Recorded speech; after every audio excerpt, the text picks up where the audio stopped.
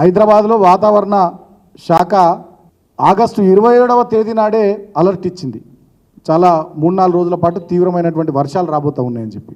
శనివారం నుంచి ఓ మోస్తారుగా, ఆదివారం నుంచి తీవ్రంగా వర్షాలు పడితే ముఖ్యమంత్రి కనీసం శనివారం నాడో ఆదివారం నాడో ఒక రివ్యూ పెట్టినటువంటి పాపన పోలే.